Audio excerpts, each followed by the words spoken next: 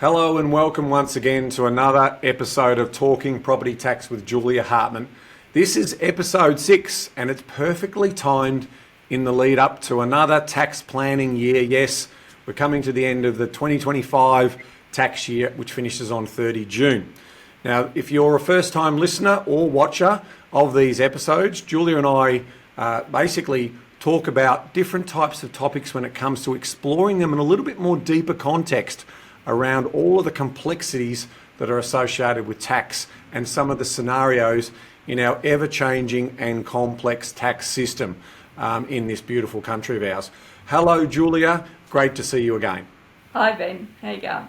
Very good. Now, for those of you who don't know who Julia is, for me, she needs no introduction. But for the rest of you, let me just introduce you to her. Julia Hartman is the founder of Ben Tax in 1992. Today, it's a tax cooperative group of several specialist accounting groups, of which Empower Wealth Tax and Personal Accounting is one of its members. Now, Julia is an author, she's a tax educator, she's a mentor, and she's contributed countless articles to media outlets across Australia for many decades and writes regular information, article blogs for the Ben Tax website. So if you want to learn more about those, I'd say go and check out some of those exciting and interesting articles where Julia goes deep on some of those things. Now, Julia is also our Chief Technical Advisor at our Empower Wealth Group. And today we're going to be talking about some very interesting and timely topics. I'm going to cover off on HECS and help debt. So there's some changes now that the Labor Party have got in. We're also going to have a reminder around tax and property planning for those property investors, which is obviously our mainstay of audience. And then we're going to go a little deeper in terms of some of the superannuation and planning around that, and also cover off on some of the fundamentals. So it's going to be a great show. Looking forward to getting into it. So Julia, let's get started. I want to talk about the HECS, or help debt as it's sometimes referred to, and what are some of the important things that we need to be aware of now that Labor has got back into power? Well, I suppose the most urgent and important thing is to warn you not to pay off your HECS debt between now and the 1st of June. So it's not many people that will benefit from that. But whatever you owe at the 1st of June, the government's going to give you a 20% discount on. So you want to owe as much as possible at that point. But the uplift factor will kick into that amount too, but that should only be about 3%. So what your employer takes out of your pay packet is not going off your HECS debt until you do your tax return. So don't worry about what's coming out of your pay. It's just those voluntary payments that you don't want to do in the next 3 weeks. So it's a pretty straightforward piece of advice, and that is, because it's a 20% value of your existing HECS debt, well, don't pay it before the 1st of June, because that's the calculation date. So if we leave it till after that, then you'll basically get the higher deduction off your HECS debt. So great piece of advice there, Julia, and that one was an easy one. There wasn't really much else in regard to general far-reaching or macro changes that the Labor Party have made to the tax system this year.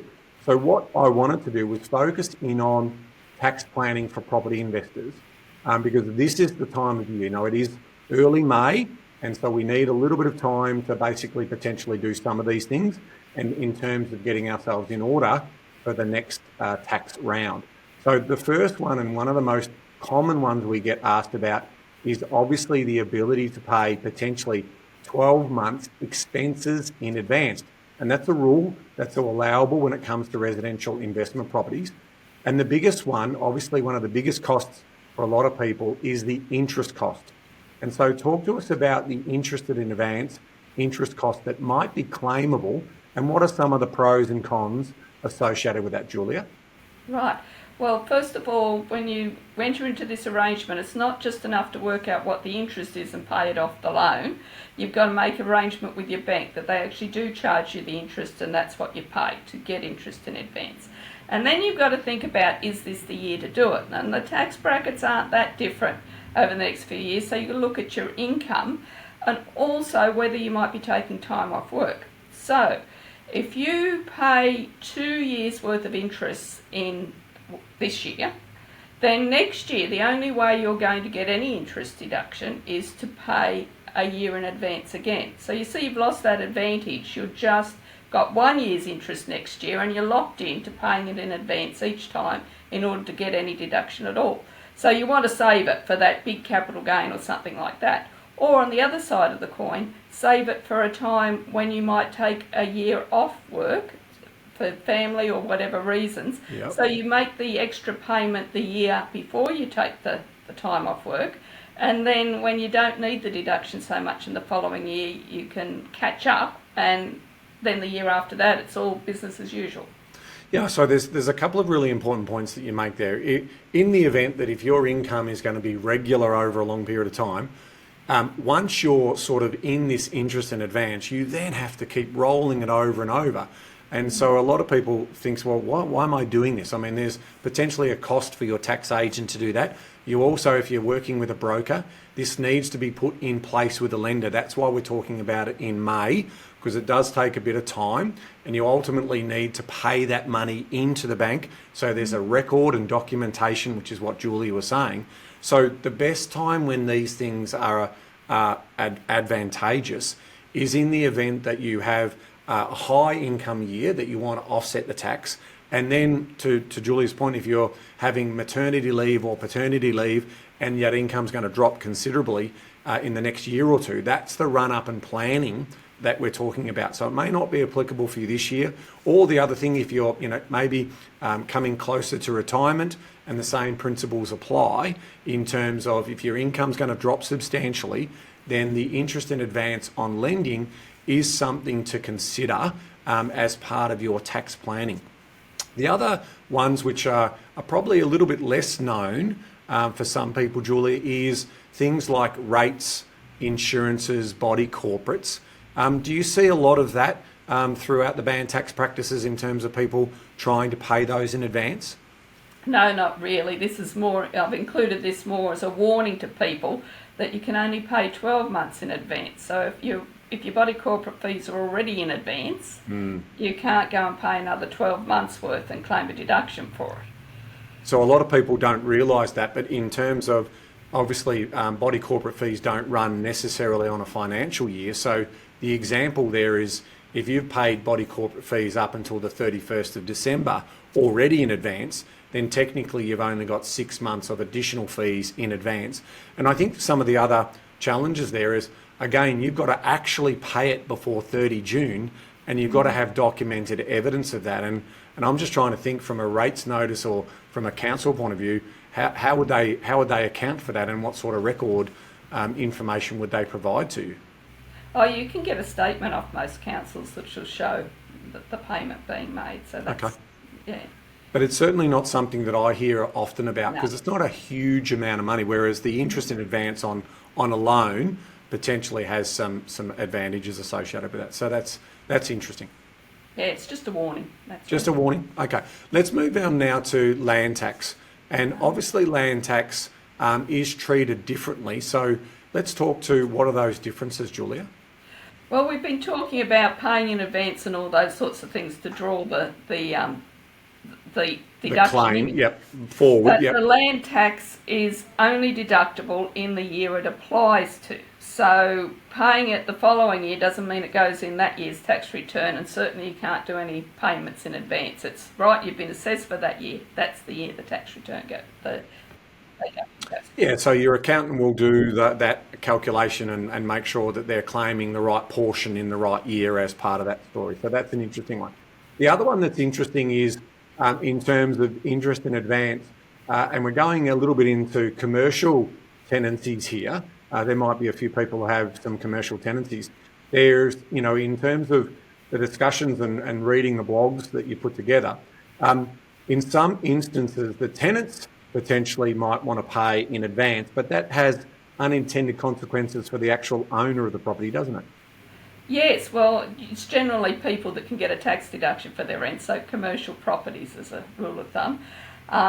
If they pay you that money 12 months before the 30th of June, you're going to have to declare it, unless you can argue somehow you might have to pay it back. It's the Arthur Murray principle, where it was dance school, and they said, oh yeah, but if they don't take all the classes, we'd have to pay it back.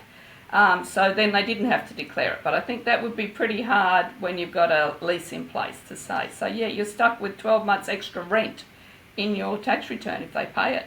Run. And I suppose in your commercial contract you might have a clause in there that says no rent is payable in advance because you don't potentially want that surprise. Is that sort of something you've seen in the past where, Oh yeah, it would be not surprising for a tenant to want to pay rent in advance in a Yeah, good year. Yeah, so it's just something to watch out that that's what's going to happen. but it potentially has to be agreeable by the landlord as part of those deals, or no, if it's received in the bank account, Yeah, a that's surprise, right. surprise, you've got a little bit of extra tax to pay in that year. You've got a little bit of surplus cash that you didn't expect coming. Yeah, it's not all the windfall it's made out to be. No, true, true.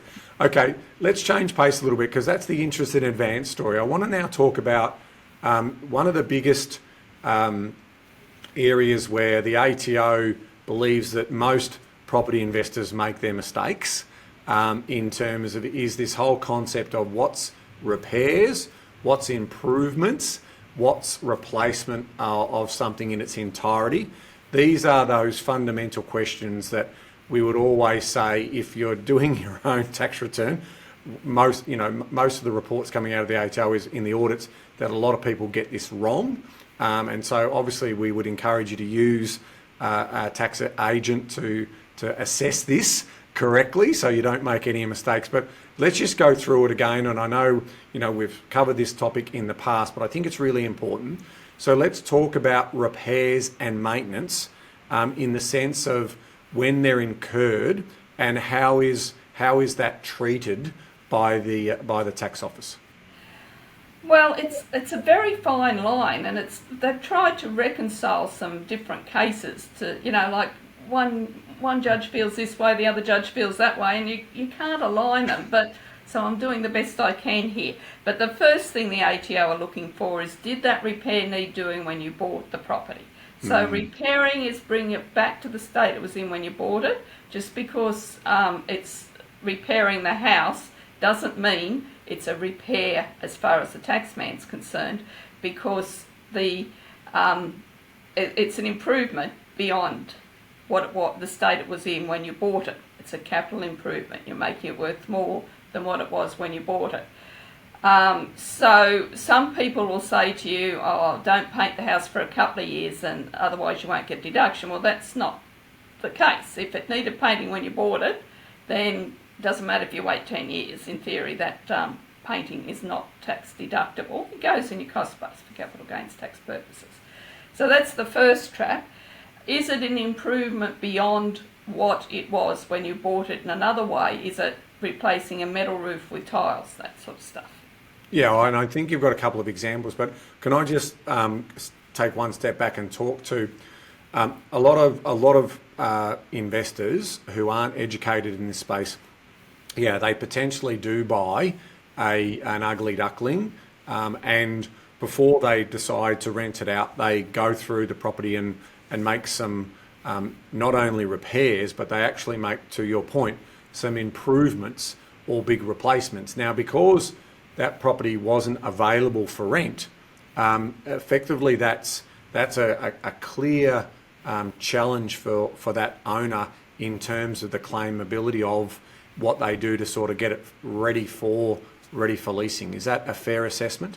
Yeah, well, that's clearly improvements beyond the state it was in when you bought it, and the fact that it's not available for rent.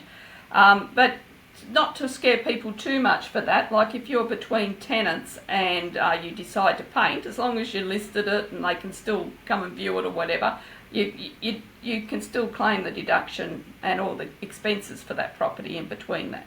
So in between tenants, but in terms of buying it for the first time and leasing it out for the first time, that's that nuance that we're talking about there, in terms of, in some respects, if you feel like it does need a lick of paint, or you feel like you're going to rip the carpet up and polish the floorboards and those types of things before you've ever let that property out. Tell me about those nuances.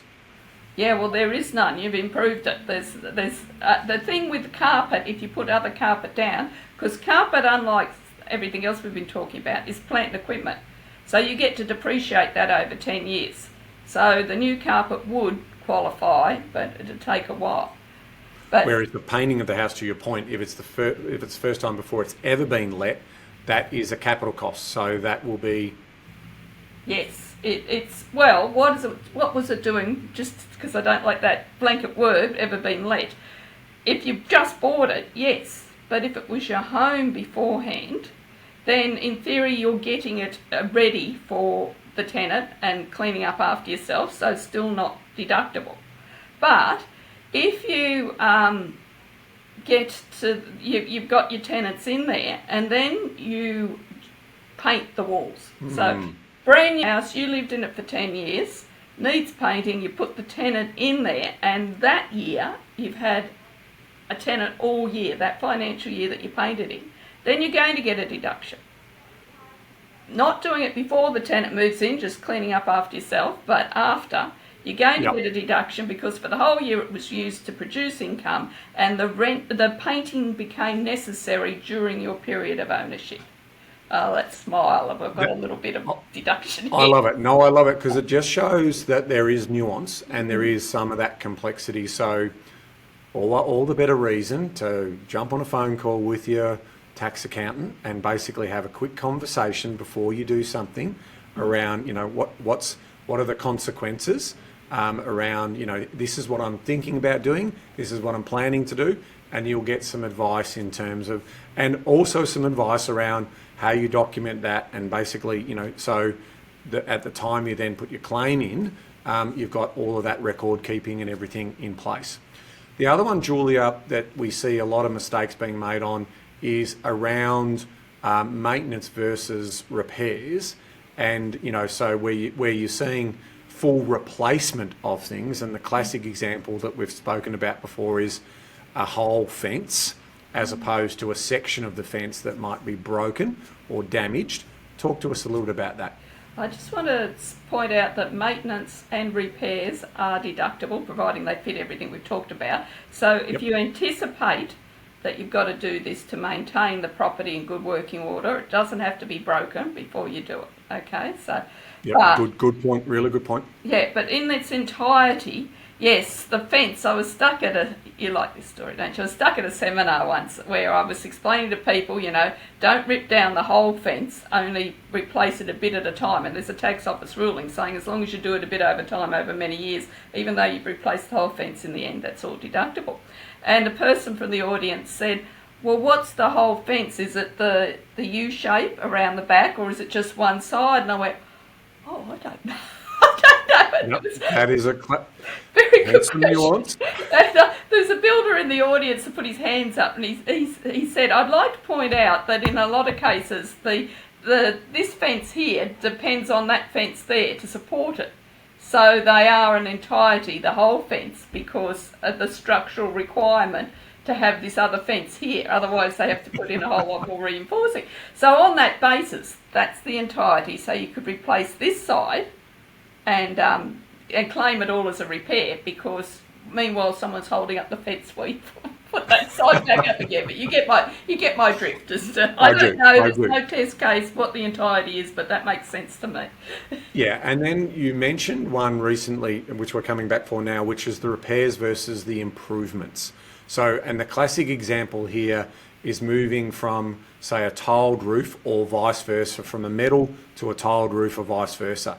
Tell us about what some of the rulings we've seen out of the tax office in relation to the judgment of whether it's a repair or whether it's actually an improvement. Well, this is where I say it's hard to reconcile. So you've got things like the example you gave of ripping up the carpet, polishing the floorboards. Now, assuming that you've had the property for a while, then that's a repair as far as the tax office is concerned. But in another case, they had to go down and do something to the foundations to prop the building up, and that was considered an improvement. Whereas I would have thought the building nearly collapsing is pretty much a repair, or at least maintenance, isn't it? And I think it's just absolutely the opinion of the judges at the time. Putting new footings in on a property because it's leaning by 6 inches would probably be a repair in my view. But again, we've got to go by the rules. And this is where, your subject matter knowledge is so rich in this property space, because that's what you've been doing for many, many years. So that's just a little message there for anyone. And so the advice, I've got a situation now with one of my properties in Perth where I've got a leak on close to the eave of the property, not in the property itself, and I've got a tiled roof. And, we were thinking about, all right, well, do we just replace that very old property, or do we put, a new tin roof on and give the property a bit more longevity? In that particular example, that's not claimable for me, right? Because I'm not doing just the repair, I'm making the improvements, which means that improvements of putting the new roof on, what would be the treatment of that cost if I went from a tiled roof to a ColourBond roof, in terms of, replacing the whole roof? Yeah, we're not replacing like with like, but you're doing it the opposite way to what I normally warn people. Yeah. So, and there is, the ruling is TR 97/23, and there is an example there where they say, if that's the current modern equivalent, even though it's a better material, if that's the current modern equivalent, then we're all right with that. It's only when you do something better. So I don't think you're going to get it because you're changing, and it's not necessarily the current modern equivalent, but that's what I'd be arguing. And because I'm doing an extensive change, back to the fence example, where I'm doing the whole roof rather than just the area where there might be a leak into the gutter, would that be considered an improvement? No, well, the entirety is, because the roof requires the walls to hold it up, the entirety is the whole frame of the house. Okay. Yeah. Okay. So let's say I was able to do what I just said. I'm put a new ColourBond. I'm then able to claim that as a full deduction in this calendar Especially year. if there was ColourBond there before. The bit about the changing tiles is the problem. Yeah. So again, we'd have to take a little bit of a deeper look into it. But there, again, examples of the nuance, and that's why I always say get some tax advice as part of that particular story. The plants and equipment. There's also other sort of information in around plant and equipment around if the cost of replacing plant and equipment is under $300, what happens there? Okay, so plant and equipment is your range hood, your carpet, as we said earlier, your hot water system, your stoves, that sort of stuff, light fittings, curtains. Now, they're obviously a replacement in their entirety, and anyway they get depreciated over their life. But if it costs under $300, you get this immediate write-off. Now, the immediate write-off is $300 per owner of the property. So, well, not per owner, assuming 50-50. So if there's two owners, your cut-off's really $600. But you've got a 99-1, it's not going to be like that. It's going to be $301 or something, Yeah. So assuming a 50-50 ownership, so a range hood of $500 could be instantly written off under that. And so anything above that 300, is there any other sort of rules between sort of 1,000 or over 1,000 or any of those types of things that we also should be aware of? Yeah. So if it's over 1,000, if it's under $1,000, even if you buy it in June, see, that's the big disadvantage of plant and equipment. If it's over $1,000, you've got to depreciate it over the 10 years or whatever is allowed, and it's only going to be a month's worth of depreciation, so you wouldn't rush out and buy it. But if it's under $1,000, yet over this $300 limit that we said, you're going to get 18.75% in the first year, which is a bit more, and then every year after that it's 37.5. And again, that $1,000 test is if there's two owners, well, it's a $2,000 threshold. That test applies also there. So, some really interesting planning around the cost of any of that plant and equipment that you're placing, and to your point, anything above that then works on a useful life or usable life model, and so you'll find inside the ATO's website the periods of time for each one of those particular items, and that's how, which is a good segue into how depreciation schedules are built, because we've got two parts of depreciation schedule. We've got plant and equipment, and then we've obviously got the building write down of that particular asset. And what I'm a big advocate for this, and I tell all of the Empower Wealth clients that if you don't have a depreciation schedule done, get one done before the 30th of June, because obviously there's a lot of pros with that. So talk to us about depreciation schedules and some of the pros and cons associated with that, Julia. Right. you want it before the 30th of June simply because you get a deduction for what you pay in that tax return rather than wait for it. Yeah, so that's 100% claimable in that Yeah, tax year. cost of Yep. managing your tax affairs. Now, if you're buying an established house, you can no longer depreciate the plant and equipment inside it unless you buy something brand new. So you're going to have the receipt for that. You don't need a quantity surveyor to do plant and equipment. But if the house has been renovated or built after the 16th of September 1987, then you might have some building depreciation, which is 2.5% of the original building cost. And that is your problem. If if it's 10, 20 years later, you don't know what the original building cost is, so you have to go to a quantity surveyor that'll estimate that on square meterage and building costs in those days, that sort of stuff. So you can't just do that yourself. Unless you can find the original owner of the property and get their original building costs, you'll need a quantity surveyor for that one. But first of all, make sure that it was built after that date or renovated after the 16th of September 1987. And maybe you can do that by looking at the water meter, asking council, things like that.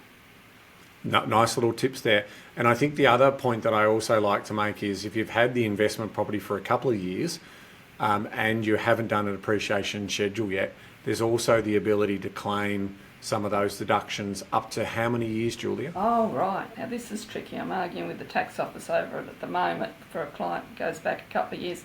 So you only got a 2-year amendment period if you're a small business or if you are an individual taxpayer. But if you're in a partnership that is not a small business, then you can go 4 years for your amendment period.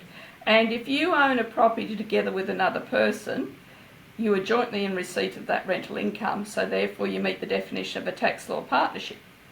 So you get, even though you don't do a partnership tax return, you get to amend back 4 years. But you try and convince the ATO of it. In fact, I wasn't going into this, but I can even, because I've argued with them so much about it, it's section 170, subsection 1 of the 1936 Act. I have been I'm blue in the face, and all I can do is then go and they kick it out, so then I go and object to the assessment back then, and then I'll have another argument, but there it is in the law. But they follow a script at the tax office, and it's terribly hard to amend them, but you can. Don't be discouraged.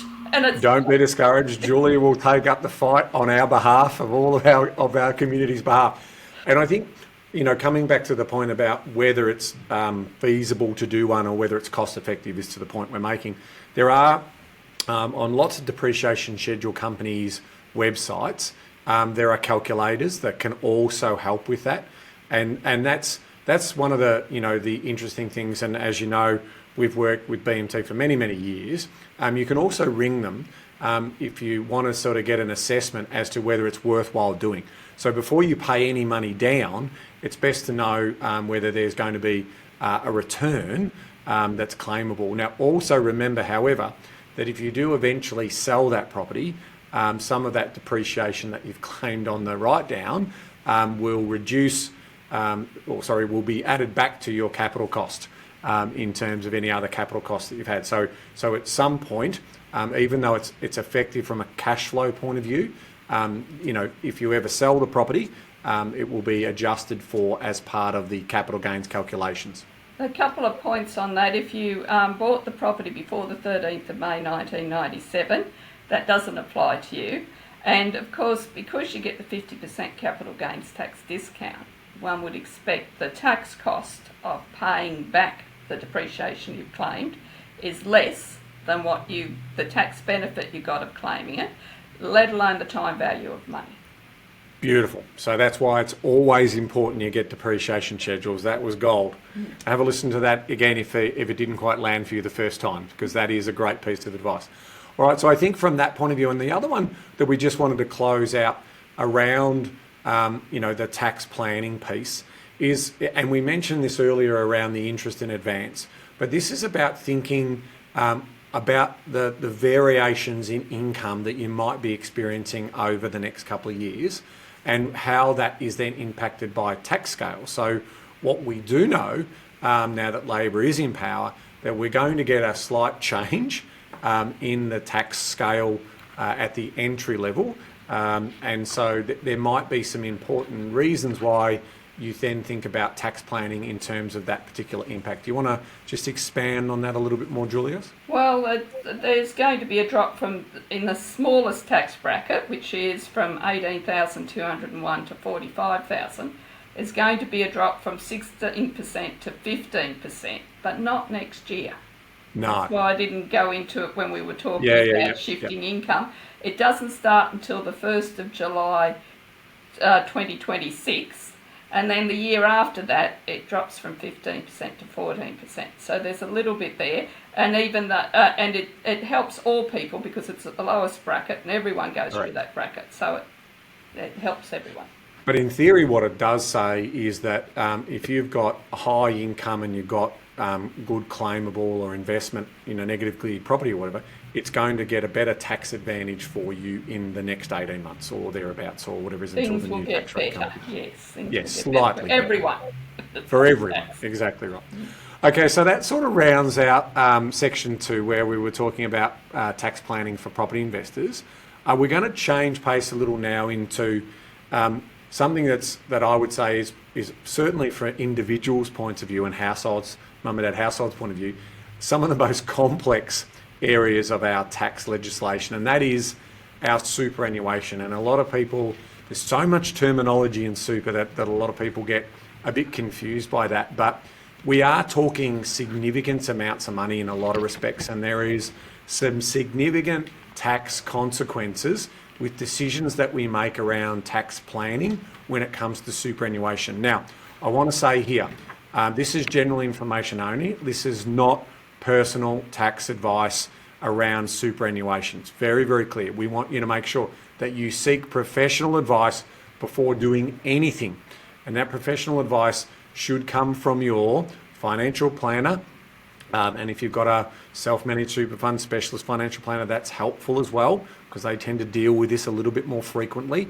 But also your tax accountant can talk to you about superannuation tax law and potentially guide you in some of those areas, but not necessarily give you the actual advice in terms of what you should do. There's always this, I can speak to you about facts, but in terms of actually getting advice under our regulatory framework in this country, we then have to produce statements of advice or documentation of our advice that's been given, and that needs to be done by a licensed financial planner. So it's important to do that.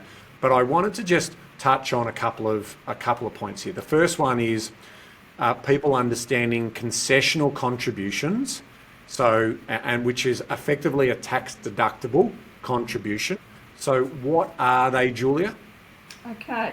Well, that's the trouble with them being called concessional and non-concessional. It just confuses people. Concessional is you get a tax deduction, non-concessional you don't get a tax deduction.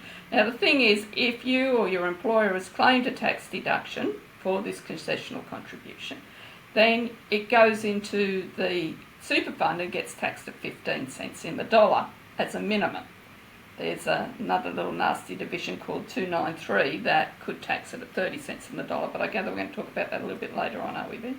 Yeah, we will talk about, and that's obviously for those people on higher incomes that potentially get caught in that particular case.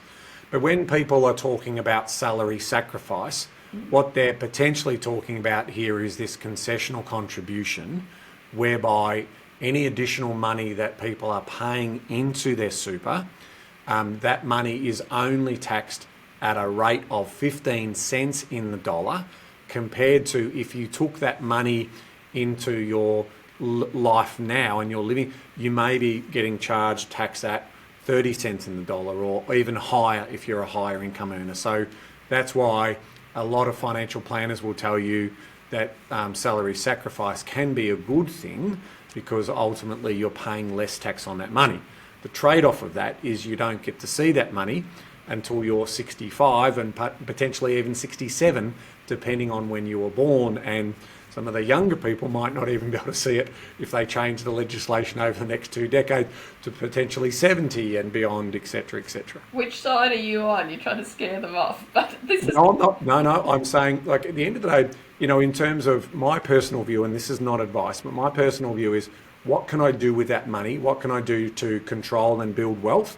And if I think that I can build wealth inside super and also outside super, which is obviously what I've done personally, again, not advice, that's the point I'm trying to make here in terms of, I can do models that can show great returns in super, but I can also do models that show great returns if I'm controlling an investment property, as an example, where I'm getting a greater return on the money because I've taken that cash and put it into an investment outside of super. Again, not advice, but certainly an option for those people. Now, this is the story I tell people. Is if you got $10,000 bonus, right, you can tell your employer to put it into super and you'll have $8,500 working for you, right? But they say, no, I want to pay off my mortgage. And I say, well, then you tell your boss to pay it to you in cash and you end up with about $6,000, depending on your tax bracket, and you pay it off your mortgage, which you're only paying 6% interest on anyway. So not only have you got less money working for you, but you've got a lesser return on your money.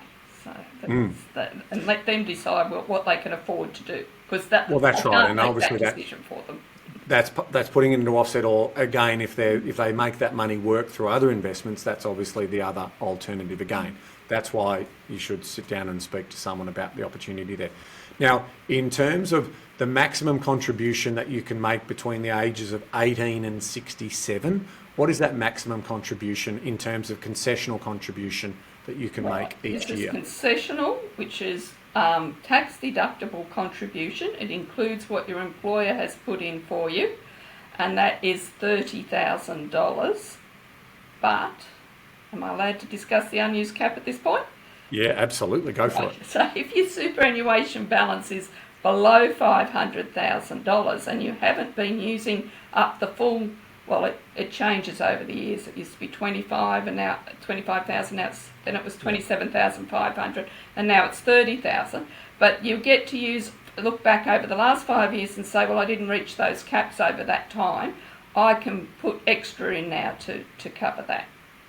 So again, not advice, but if you've had a windfall of money that's arrived in your household, whether that's through exertion, work, or through inheritance, or whatever, through even could have been a little lottery win, or whatever that might be, what Julia is saying is if your super balance is under 500,000, you can work out the gap of what hasn't been paid, and you can pay all of that as a lump sum into your super and only get taxed on that at 15 cents in the dollar. Yeah, but I would like to say that inheritance they're not going to get taxed on anyway. No, good point. Good point. My bad. Yeah, the lottery win and the inheritance is not taxed. But this leads nicely into the point of you might not want to, if your income's only $60,000 a year and you claim 60,000 because you've got all those unused caps and you put 60,000 into super, you don't want to claim it all as a tax deduction because you could have earned 18,200 without paying tax at all. Yeah. And in a few years' time, the tax rate over 18,200 is going to be 14%, and it's costing you 15% to put it in. So you can see to put it into super, sorry. So you can see there's that problem of guessing, because you've got to put it in before the 30th of June, what your income's going to be.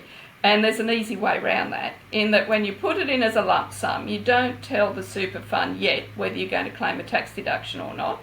You get them to send you out the form. And as long as you lodge, it's either the earliest of the end of the following financial year or the date you lodged your tax return, you have to tell them what portion you're going to claim and what portion you don't.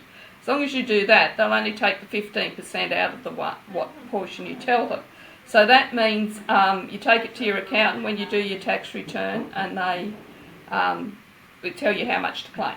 Yeah, they do the calculations for you that says what's the best situation in terms of what to do. And again, that's the biggest problem we have around super is the tweaking that keeps getting done by governments in power. And so one of the things that we can almost be guaranteed that there will be further tweaking over the next 5 years, 10 years and beyond as they try and get the balance right. I mean, there's obviously the big one that Labor will try and get in, which is around the tax level that you pay based on, is it 3 million that you have in a super fund? So we won't go there, but that's the sort of next bit of policy that the government will come after to try and raise tax revenues to pay for the debt that we've currently got. Now let's move on to the non-concessional contributions. And so this is basically where you can make contributions to your super, which is effectively sort of after tax. What we were talking about there. What's the ruling for people who are aged between in terms of, is it 18 to 74 in this case, or is it still 18 to 67? No, for non-deductible contributions, it's 18 to 74, and this is the ideal place for your inheritance to go. Yes. So you're allowed to put in 120,000 a year for that, and there's a draw forward provision that instead of giving you give up the next 2 years caps, draw it forward into this year, and you could put 360,000 in. Now that's providing you can't even put the 120,000 in unless your super balance is under 1.9 million, and then there's a stagger down to 1.66 million as to how far you can draw forward, which is in the notes. People don't need to know those numbers; they're all there in the note. Yeah, well, we've got a table that we'll have in the downloadable, but also if you're watching this, we will have the table come up so you can see what we're talking about here at the moment. And if you get more than, you want to put more than 360,000 in, you don't want to put 360,000 in this year and have to wait a couple of years before you can put the next lot in. What you do is you just put 120,000 in this year, and as soon as July ticks over, you put the other 360,000 in. So you really got your 480,000 in that time.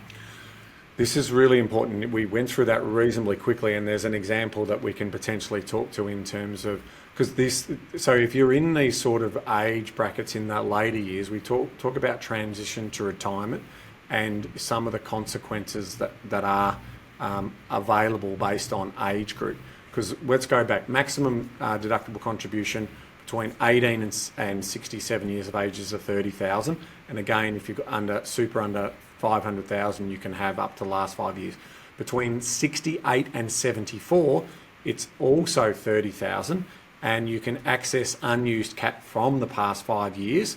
But there's also a work test that you need to pass, and you also need to have that super balance under 500,000 to pass that if you want to use the 5 year gap of unpaid maximum deductible contributions. Okay, a couple of corrections there, and maybe just go to the table in the blog, but I want to say it's that you must pass the work test to put anything deductible in contribution into super once you get to 68. Yep.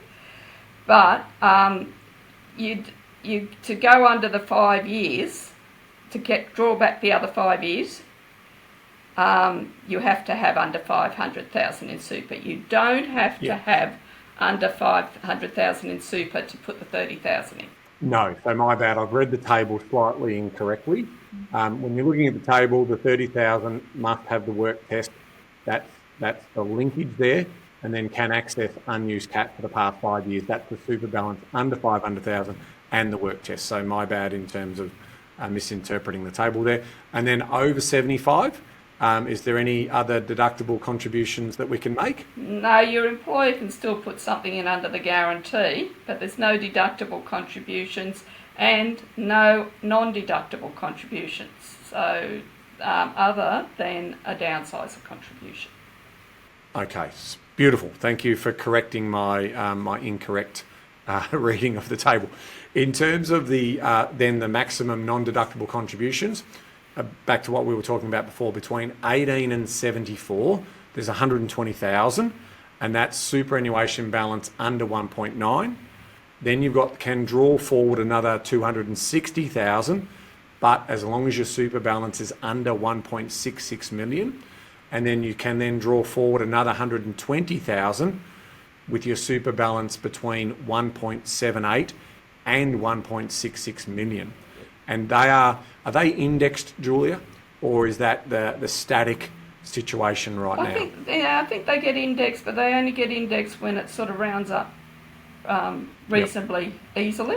And it's not, I just want to say to people that might be listening to this and not look at the thing, you use the word and, I'm sorry, I'm being picky, but No, it's important to be correct. it's suggested that you can do this and this and that. It's only or. So if your balance is at 1.66 million, you can draw forward completely, but if it's at 1.78, you can only do 2 years, and if it's 1.9, if it's under 1.9, you can only do 1 year.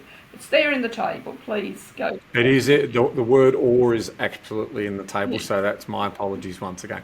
The final thing we wanted to talk about was around the plus 55 years of age, and I did mention this on a recent podcast with Bryce around the potential to contribute up to $300,000 of proceeds of the sale of your principal place of residence.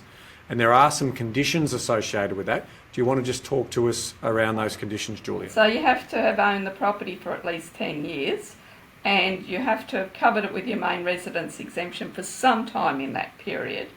You're not going to get a deduction for these contributions anyway. It's to encourage you to put more money in super. But both spouses get the $300,000 if it's a couple, and even that's the case even if the house is only in one name.